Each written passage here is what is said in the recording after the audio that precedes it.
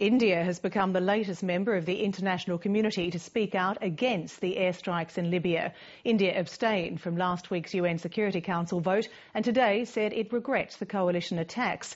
This follows comments by the head of the Arab League. After initially calling for the UN to bring in a no-fly zone, Amr Moussa criticised what he called the bombardment of civilians. Steve Kinane reports.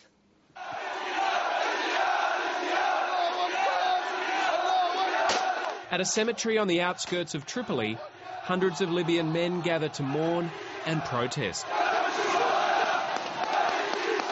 Government officials claim this is the funeral of a civilian killed by coalition airstrikes.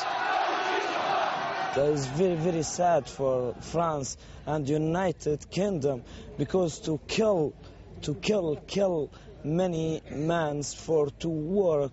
Why? The head of the Arab League has condemned the strikes, saying they were not a part of the no-fly zone that they had called for.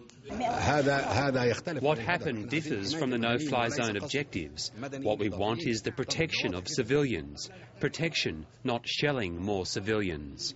Amr Moussa has since clarified his comments, saying he still supports the UN resolution and will continue to work to protect civilians. Support from the Arab League was critical in convincing other nations to back a no-fly zone. The coalition insists it's acting within the parameters of the UN resolution. We're using some very specific types of weaponry designed to minimise, obviously, any civilian or casualties or other collateral damage. Of course, we're extremely careful in that targeting process. Today we will make a better assessment of where that is.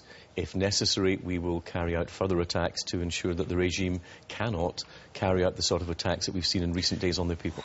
Visiting Brazil, the US president avoided any direct comment on the mission in Libya.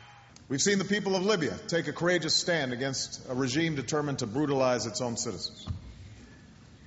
Across the region, we've seen young people rise up. But it won't be the US taking the lead to help them.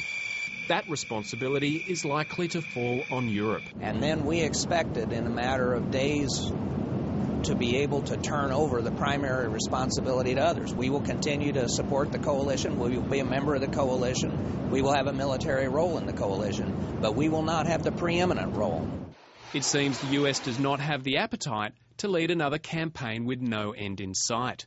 In terms of the mission is very clear right now. It's to focus on getting this no-fly zone in place and to support the UN objectives of no humanitarian crisis and humanitarian support, protecting Libyan civilians. So it's possible that we could have, like Iraq, a 12-year no-fly zone with the strongman still in place? Well, again, I think circumstances will drive where this goes in the future. I wouldn't speculate in terms of length at this particular point in time.